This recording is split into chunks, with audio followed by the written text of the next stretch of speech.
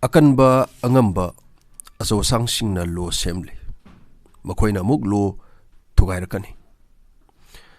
masigi awabana laira parja aikoina mayoknagani puran thaba maiteina isinirausing butaramna uksari mi amagi marakta nuksinadaba hengalagli purup amagi maraktasu lining amagi maraktasu leiba amagi maraktasu nuksinadaba hengalai thokpa hengalai lan tongnari khangjadaba parja misam kaya amagi punsi mangli malemdagi miyoi jati ase hanaba tumhanaba khulaigi lamjen tanaba su isinirausing lepti henadum hengalagli masi India gi wa khaktanati leiba khudingmakini ngasigi video asigi kuthangda Indiana leiba atopa leibakdagi semgat sagatpa anoba langi khulai khara khangminasi Indiana mapa leibakdagi khulai kaya ama leiri aduga offer kaya amasu pirakli India dasu kaya ama semgat sagali mamangi wari singdagi isininaw singnasu hena khangbiramlagani India su langi defense ki lamda yenglagadi pungnop nopa leibakti nati defense ki lamda mari suba position da leiriba leibakni top 10 countries with strongest military power da mari suba da leiba leibakni INS Tushil amasung VORONEZH radar gi madang de sininaw singna wari soidna tabiramlagani video se nongmada mari gumba semba ngamlagadi akoigi school tamliba college tamliba isainaw singi damakta akoigi sasat thagalakpase ngamgadabani adubu hojik phawbagi oinadi madugi ngamnabagi haibtare facility do leitre tungda leirakadra adu mangaire sininausing Indiana khulai leiba se lepti transport aircraft ki din kayama sign tawnari Spain ga Virgin ga sininausing ko adugi matang mamang desu video semjakre aircraft carrier amasu sari masi khwaidigi sawba India gi aircraft carrier oiduni hojik sari bas plane gi engine leiri aircraft projector mai onsalli BrahMos 2 Russia sajaba bomber Tu-160M Su-57 offer pirai MK da hamnabe engine su Russia offer kayama pirai sinaush America digi UAV 39 MQ-9B su leigadawri asuma din kayama leiri sinaush AK-203 nongmay ase lising humdra Russia dagi leiraba matung India da lakh taruka lising humdra India da sagada badi sinaush kulai me amama leiriba semgaliba se lan tawnabra lan tawbada sisina dragadi karida sisinagani sumna wahang amalai India se khoigi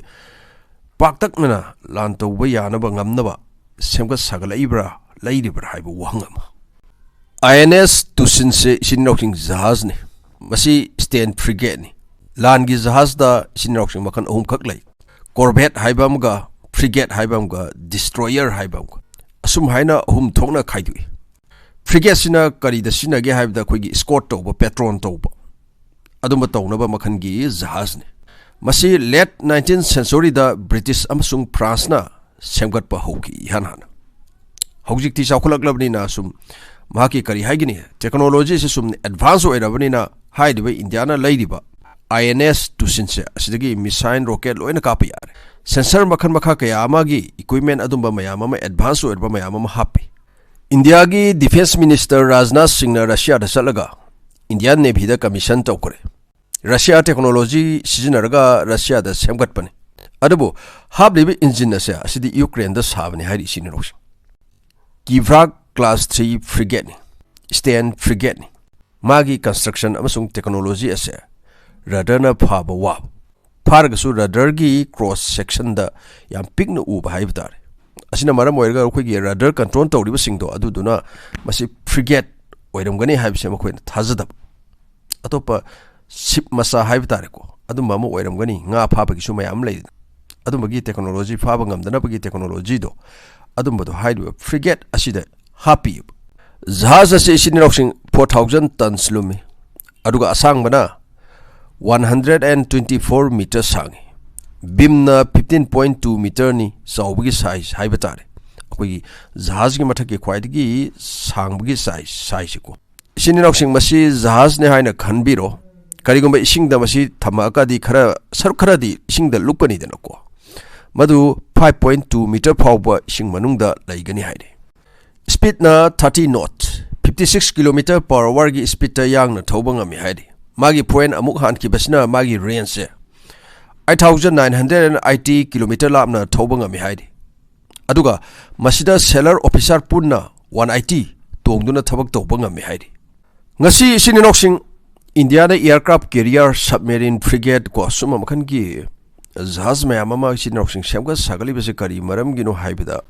hojik se malem gi navy gi power se China ikan kalle number of ship jahaz basin haibata ne asida USA dagi China hen kare China na saba jahaz khai na USA dagi technology heli pai haibigi wanati masing da yengna badani ko asina maram oirga India gi akhang ai singnasu karigomba tungda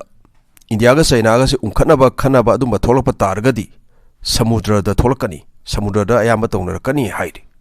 asina maram oirga India gi su aircraft carrier submarine makhan makha kaya gi jahaz semga sagatpa mathok tari mathangda Russia ga su isininoksing India ga dilama sign tawnaki ko VORONEZH radar system haidisi early warning radar haidisi masi malemda leiba asauba radar system makhal amakhangni sininoksing hairiba radar system ase amadagi amada purga zatpa yade thamgiba mafam aduda dum loire magi VORONEZH radar ase Russia gi isininoksing equipment radar amagi maman se 4 billion USA dollar pi haidi asugi amna tangba adu oirgadi kari thabak tawba janu haiba wahang ama lagle magi detection range ase 8000 km ni thamgiba mafam adudagi radius akoi base 8000 km se masida ma se loina kari pairei kari changai haibse radar sina loina khangba ngamgadawri adu oirgadi isininoksing hairiba radar se India gi north thangba sarukta thame haina khalsiko China pumba radar asigi manungda loina cover tawrkani Middle East lebak singsu cover tawba ngamgadawri India dagi USA phawbase saurana kilometer lising tarani thoi muk lapi aduna masigi radar se mayam ama lairobagi kanaba laiti amana adum yare 8000 km gi radius asidagi kablakpa missile yengnabagi plane bu pairakpa oiragasu India da yoroktingai da adum khanglagani aduna bo early warning radar hairibani aduna hairiba radar asina missile oigera plane oigera helicopter oigera loina khanglagani hana khanglagadi isininoksing kanjanabagi ngakthokjanabagi matam amasu phangedana India gi pairakpa plane singdi India gi ni haibase line khangtokpa ngamgadawri masiana radar asigi software da koi install tawraga hapsalaga domaina thamgadawri aduna India gi jahaz oigera plane oigera radar asigi software ga pau phaunaba ngamgadawri asigi radar se Karnataka gi Chitradurga hairiba mafam asida khingadawri sininoksing Russia gi di lam chawbanina west lebak tagi apanba pirakpa yabana asuma makhangi long distance radar se taramuk hujik khinjanduna thamle China gi su asuma makhangi radar lai hairiba radar se 60% di India da sagadabani 40% amana Russia da masina India da su asumba long range radar sabagi matungda isininoksing kharadi soidna khanguragane technology gi matangda aduga India da lairiba company sing da su thabak se pigadawri asigi company sina asigi passe saba asigi company sina asigi passe saba na ko 8000 km da paiba aeroplane oigera kapslakpa missile bo oigera ko Karnataka da phamlaga adum irai laina khangba ngamlaga ba jahaz sipu sangak po oirgasu masina India bu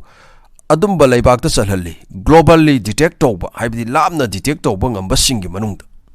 India da air defense system kayama lairi sininoksing maming khara pallabada Prithvi air defense system missile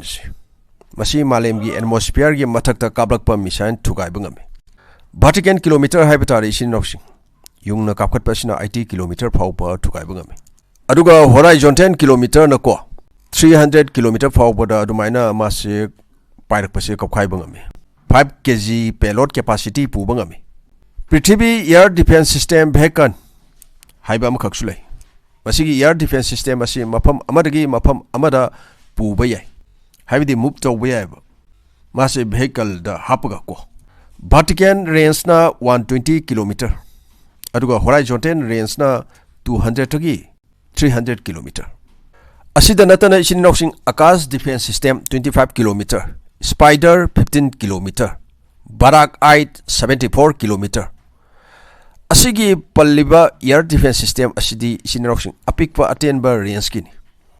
Aduna panjariba air defense system sidi sinroxing apikpa laibakta hairuragadi ko Israel gumba Lebanon gumba Syria gumba aduda hairuragadi yamna kugi chanaba asumba air defense system je khara dum kinjala thamgibde sinroxing cover ira line dum tawba ngameba adubu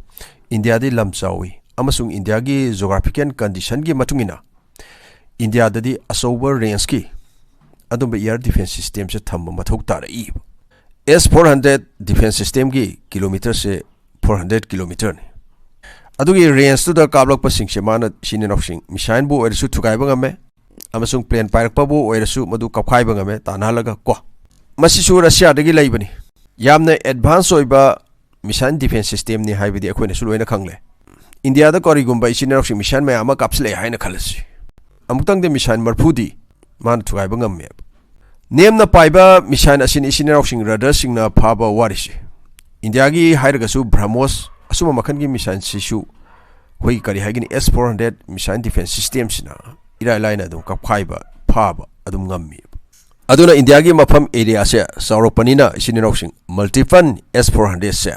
thamba mathok tare ib Russia digi lairagasu pesha kaya ama satkadaw asina maram oiraga Israel gi Iron Dome defense system se asigumba isininoxing long range air defense system India ga Israel ga pulaga project kusagi makhada India da sagadawri DRDO amasung Israel aerospace industry pulaga saminagadabani 2028-29 fawbada loishangani haina plan thamli aduga sagadawri ba defense system asigi range ase 350 kilometer oigadawri asagi S400 kina 400 kilometer ni Sininoxing Pakistan su China dagi 5th generation fighter jet Z-35 laigadawri haiba koina khange Bangladesh su China dagi Z-10 CE plane laigadawri haiba paw soidana tabiramgani maraksida Sininoxing Myanmar gi Arankan lan mina Bangladesh rom nakan teknap hairiba mafam asi lokshan ki haibigi paw soidana tabiramgani nainamina si mathangda hairiba area asi hanasu Bangladesh amasung Myanmar gi marakta adum unkhanarga laibani masina kari tholakpa yai haibana singbudusu ko asiaraga puran thaba maiteina kainana ba yathangni jari kanglaipa imana yai fare yai faminarsi